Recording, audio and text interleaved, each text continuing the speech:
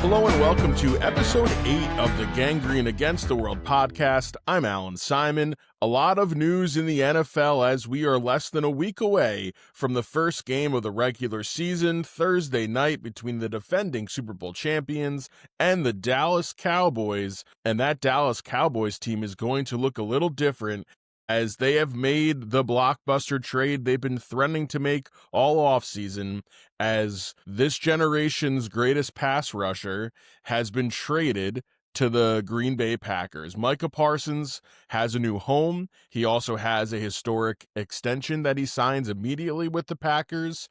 In all, if you are a Dallas Cowboys fan, you have to be devastated and confused over how, for the best pass rusher in the league, and one of the great pass rushers we've seen in his prime, is traded away for a return less than the New York Jets got for Jamal Adams. 2 first-round picks is just not enough when it comes to the return for a player of Parsons' caliber. A lot of Jerry Jones's leverage was gone, though, because it's either trade him or he's a disgruntled player who's not going to get an extension on your team. You've made a decision he is not the future of your team, but a first-round pick in 2026 and 2027, 2 picks that are probably going to be in the high 20s and maybe low 30s if the Packers are as good as they can be. And you also get defensive tackle Kenny Clark, and they made sure on their announcement when they announced the trade for Kenny Clark that he is a former Pro Bowler, and that is true. But Kenny Clark is going to be 30. He had the worst season of his career last year, and he is not the difference maker he used to be by any means. And you can get 2 first-round picks for Micah Parsons, but all you're going to be doing is hoping to find a player like Micah Parsons.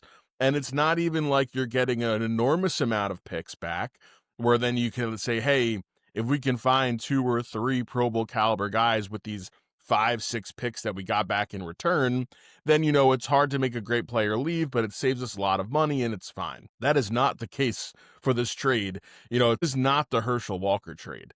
This is not getting a handful of picks and multiple players back, which led to the Cowboys dynasty. This is 2 picks. And now the Cowboys have 4 first-round picks over the next 2 years, and that's great. But you have a quarterback who you pay a lot of money. You have skill guys who you've had to extend. You need to have an elite defense in order to win in the NFL. And right now you've traded away your best player, one of the top 5 players in the NFL.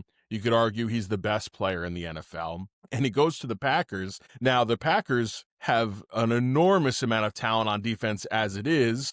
They were one of the favorites to come out of the NFC before this deal. And they are now, to me, the top 1 or 2 favorites to make the Super Bowl from the NFC. So this show is all about going over my predictions for the 2025 NFL season. I'm going to give you my division picks. I'm going to also give you some betting odds that I like that I would take in terms of season-long bets, and then also give you my Super Bowl 60 prediction. So let's start in the AFC East. The AFC East is going to be won by the Buffalo Bills. I don't see there being a lot of competition. This division is as bad as it's ever been. I think the Dolphins are ready to take a big step back, and they will probably be the first team to need a new head coach. New England, I do like Vrabel. If you told me they sneak and win 9 games this year and Drake May takes a big step up, I could buy into that, but I do not see them winning 10 games. I think the Bills, no matter how dysfunctional they can be, they have a head coach who just seems to be always a bad game away in the playoffs from being fired. He's still there. They are the class of the AFC East by far. Josh Allen is a top 3 player in the NFL. I think somehow he can be considered underrated. I don't think it's appreciated just how much, with the skill guys he has around him, he does day in and day out to really just put the whole team on his back. There are a lot of good quarterbacks in the AFC. The AFC is a really tough path to make the Super Bowl from, but in terms of winning the division, the Buffalo Bills are in the right division. I think they're going to win double-digit games again this year. Josh Allen certainly could repeat as the MVP. I'd expect the Patriots to finish second, and the Jets and Dolphins will battle for the bottom of that division, and we'll go over win totals for the Jets next week. So the Bills win the East. Let's go to the North. The North is interesting. You've got 3 high-caliber teams. The Ravens just seem to always be a season away from making the big leap. The Bengals, no matter what happens, Joe Burrow wills that team to winning enough games to be in playoff contention. The Steelers have a long history, obviously, of making the playoffs consistently under Tomlin. There's a lot of frustration about why they can't take the next step. And they bring in, of course, Aaron Rodgers, who is another year removed from his Achilles injury. And I think the Steelers certainly are an intriguing option in the AFC North. Mike Tomlin has the streak of non-losing seasons. I don't know if that streak will be broken this year. I can see the Steelers winning 9 games. But in terms of the division, it comes down to me, the Ravens and the Bengals. And the Bengals have an offense that is full of weapons. You know, Joe Burrow has Jamar Chase, has T. Higgins. Will it be enough to win the games necessary? I don't think so. I think this is the year for Lamar Jackson and the Ravens. I think this is the year they finally take that big leap and go from one of the top 4 best teams in the AFC to potentially making a run to the Super Bowl. I would expect the Ravens to go ahead and win the AFC North. AFC South, you know, the AFC South invitational playoff game that's always played on that first Saturday of the playoffs looks to be destined for the same thing this year. The Jaguars, unless they can take a huge leap with, you know, two-way star Travis Hunter, and can Trevor Lawrence, you know, take all the critics and put it behind him and show that he is a top 10, top 15 quarterback in the NFL. They have a really tough early schedule. I could see the Jaguars starting real slow. You look at the Colts, Daniel Jones has made the playoffs once before in his career. I don't know if Jones is the long-term answer there. They clearly chose Anthony Richardson as not, which I don't think Richardson was really given a fair shot to grow and become an NFL quarterback. He will probably find a different opportunity somewhere over the next couple of years. But outside Jonathan Taylor and Michael Pittman, there are not a lot of weapons on the Colts. There are not a lot of answers on that offensive line. So I do not see Daniel Jones making that leap. And then the other team in the division, besides the team that I'm about to say is going to win it, is the Tennessee Titans. They could easily be the worst team in the NFL. Cam Ward, I think, is going to have a rough first year. Doesn't mean he can't be a good quarterback, but he's going to get hit a lot. There is not a lot of talent around him. They have an aging running back, and overall, the Titans are in rough shape, which means, once again, the Houston Texans, I believe, are going to win the AFC South. And C.J. Stroud and DeMeco Ryans seem to be an exciting coach-quarterback combo for years to come. Do they have enough talent on the offensive line to keep him safe? Well, they have enough to win this division. Now moving to the AFC West, some interesting odds for this one. You can get Kansas City at just -115 to win the division. And in terms of the runaway favorites, those are the best odds. So if you want to throw a little money down on the Chiefs, I would not say it's a terrible pick. That division is interesting. The Broncos, a lot of folks are high on them. This could be a year that Bo Nix really develops. They've had a good defense. They certainly have some skill position players that are exciting, but in order to say that they're about to take the leap to win this division or make the playoffs, you have to think that Bo Nix is going to become a top 15 quarterback. I don't think he's ready for that. The one team to look for is the Chargers. Chargers are well coached. They have a really good quarterback in Justin Herbert. Herbert had a rough start to the year last year. He had a great end to the year. They did lose Rashawn Slater for the year, which is rough. So you have the highest paid offensive lineman who they just extended, and now he's out for the season. They're going to run the ball a lot. Does seem like their backfield's going to be healthy enough to start the year. Najee Harris was not put on the IR to start the season. So they're going to run the ball a lot. Do they have enough defense to slow down the Chiefs in their games this year? I'm not sure. I don't think they're going to win the division, but I do think they're probably the most interesting bet if you're looking for a second team from this division to come out. I think that would be the Chargers. Then you have the Raiders. The Raiders are going to be very, very bad this year. They are not going to win a lot of games. I expect them to have a high draft pick this year. And all that means the Kansas City Chiefs are going to win the division. Travis Kelce, who I guess is engaged now, is trying to find a swan song, most likely, to end his career. This might be it for Travis Kelce, Patrick Mahomes, all he does is win big games over and over and over again. So will he go ahead and win the division again? I say yes, but the path to a Super Bowl return for the Chiefs is going to be rough this season. So for the AFC, the division winners, I got the Buffalo Bills, the Baltimore Ravens, the Houston Texans, and the Kansas City Chiefs. Not a lot of surprises there. In terms of the wildcard teams, I think we're going to see the Cincinnati Bengals there once again. I'm choosing the Los Angeles Chargers to be a wildcard team. And last but not least, I think Aaron Rodgers has one more playoff trip in him. I do think the Steelers win enough games. They probably get in with around 9 wins, and they'll be representing the wild card. So Bills, Ravens, Texans, Chiefs for the division, Bengals, Chargers, Steelers coming out of the wild card for the AFC. So let's move to the NFC. The defending Super Bowl champions, they kick things off against the Cowboys in an NFC East battle on Thursday. They are the odds-on favorites to win that division. They obviously, as we talked about last week, have an explosive offense. They run the ball more than any team has run the ball in recent history. But right there, the Washington Commanders. And I see 2 paths for the Commanders. Either a really tough start, and maybe with the expectations on them, they falter, or they take a giant leap. I think they're going to take a big leap this season. I think that the Commanders are going to win the NFC East. There has not been a repeat NFC East champion since the Eagles did it in the early 2000s. The last time was 2004. So that tells you that it's probably not going to happen again this year. So I think the Commanders are going to take the division. The Cowboys, I think, are in rough shape. Dak Prescott, can he stay healthy? And is there enough talent around him outside of CeeDee Lamb for them to put up enough points to keep a defense supported that now just lost the best defensive player in football? If I'm Brian Schottenheimer, I'm pretty upset. I finally get the opportunity to be the head coach of the Cowboys, to be a head coach in the NFL.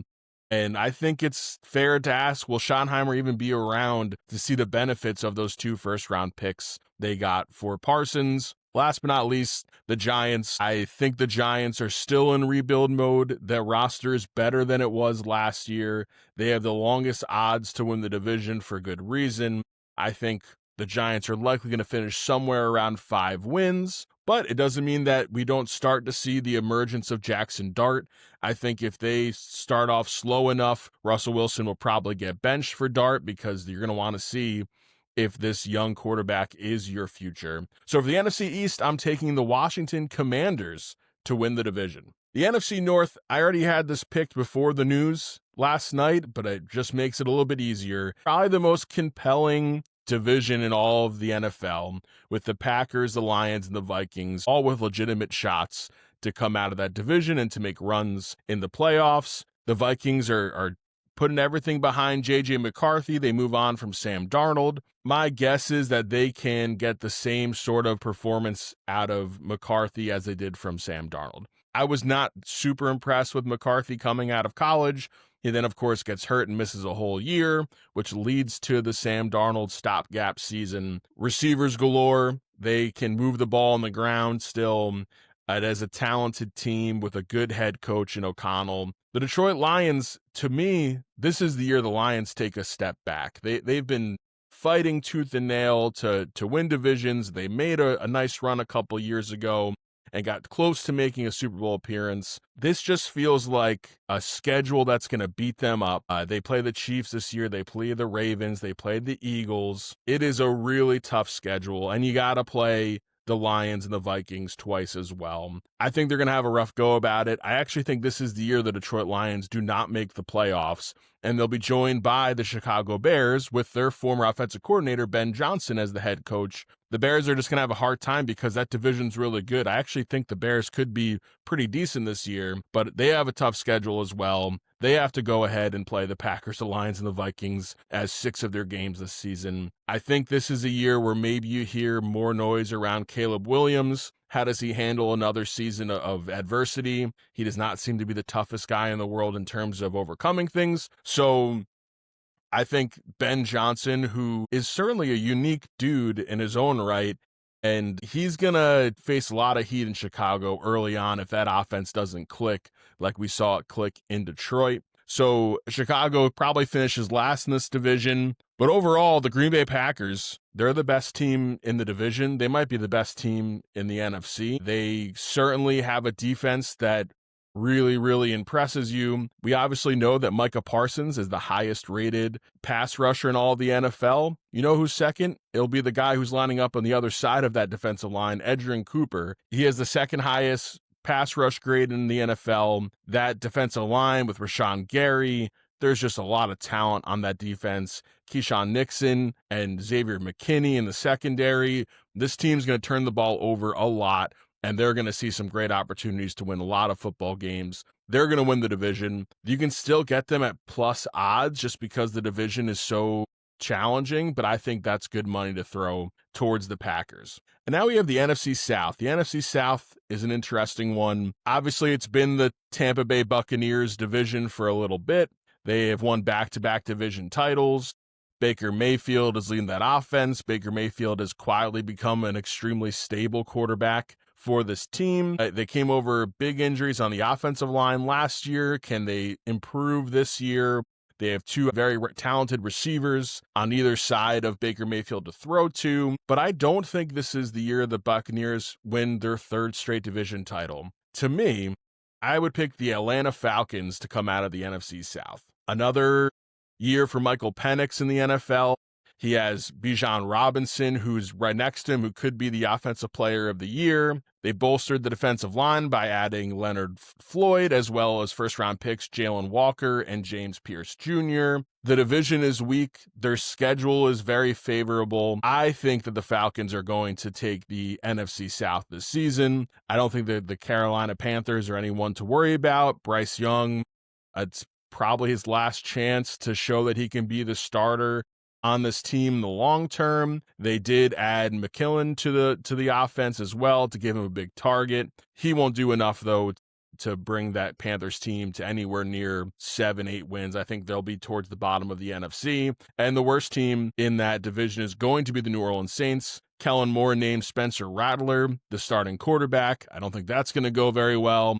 So their rookie quarterback will not get a go at it to start things, although I expect to see him as we advance through the season. But look for the Saints to be one of the worst teams in the NFL. Last division, let's look at the NFC West. So the two teams at the top there are obviously going to be the Rams and the 49ers. The Seahawks did swap out Geno Smith for Sam Darnold. I don't know with the exit of DK Metcalf and just the absence of good offensive talent on this team, I do not expect Darnold to have the same type of year as he did with the Vikings. So the Seahawks, although interesting, I would not pick them to compete for the division. The Cardinals and Kyler Murray, I don't know. Kyler Murray is really one of the most frustrating quarterbacks in the league. He's got plenty of talent. He shows flashes. His numbers will look good. He's a good option in fantasy football. Just not enough to lead a team, I think, to a division title. So you have the Rams, who all of their success really hinges on the health of Matt Stafford. Does Matthew Stafford have another season in him in the NFL? They added Devontae Adams with losing some veteran wide receivers. So they bring Adams in, Puka Nacua, another season of him now. He's certainly not going to surprise anyone. He is going to be a focal point of that offense. But I think the team that wins the division is the San Francisco 49ers. If you look at their history, they have bounced back from having down seasons before. In 2020, they missed the playoffs. They went 6-10. They then come back and make the NFC Championship game 3 years in a row. They, of course, went to the Super Bowl in 2023. Last year was a disappointment. They do extend Brock Purdy to a 5-year, $265 million extension. They extend Fred Warner and George Kittle along with Jawan Jennings. They have a backup in Mac Jones that if Purdy gets hurt again, could at least be an option.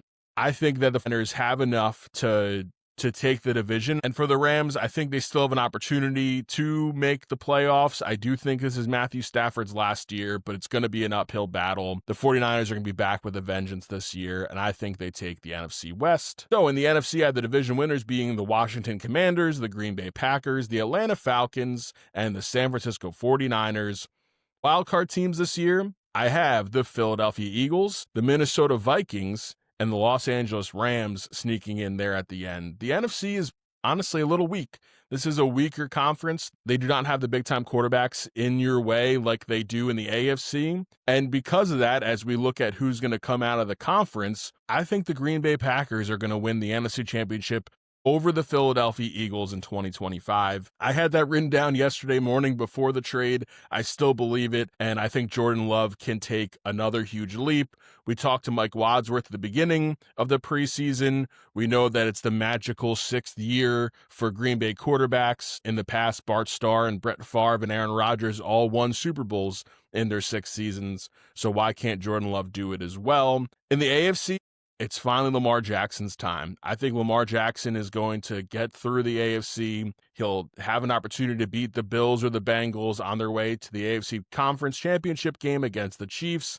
And I think Lamar Jackson slays the dragon and makes it to the Super Bowl. And with that said, my Super Bowl 60 prediction is going to be the Green Bay Packers over the Baltimore Ravens. That's how I felt yesterday before the trade. It's how I definitely feel now. They can rush to the passer better than any other team in the league, and they can throw the ball as well as any team in the league. That is a good combination for making a Super Bowl run. They can turn the ball over a ton. I think the Green Bay Packers are going to win Super Bowl 60 over the Ravens and add to their Vince Lombardi trophy collection. So now I just want to look at some betting picks for season-long bets in the NFL. And as Furio told the former proprietor of the Crazy Horse, bet with your head, not over it. I think for the one that stands out, go ahead and get the Falcons at plus 230 right now. I think they have a really good chance considering their schedule and considering how weak that division is. In the AFC West, right now the Chiefs, you get them at minus 115. Those would be my 2 divisional picks. In terms of the Super Bowl, you can get the Green Bay Packers at plus 1200 right now. I think they're the favorites from the NFC. I know that the Eagles are still there and the Eagles are really talented, but Green Bay has all the makings to win the Super Bowl. They're my prediction. So, I'm going to put a little bit of money down on them at plus 1200. Another bet in terms of season-long win totals that I like a lot, go ahead and take the Carolina Panthers under 6.5 wins. I think they finished between 4 and 6 wins this season. You can get that at plus 110. So take the Panthers win total under 6.5. You can also get the Chicago Bears under 7.5 wins at plus 115. I think they'll be at the bottom of that division. I think that's a pretty good bet as well. And then the big one for me, I think this is the year the Lions take a step down. I think Jared Goff has played to the top of his potential for multiple years now. He does not have Ben Johnson anymore. You can get the Lions under 9.5 wins at plus 105. So that would be my pick for the season-long win totals in 2025.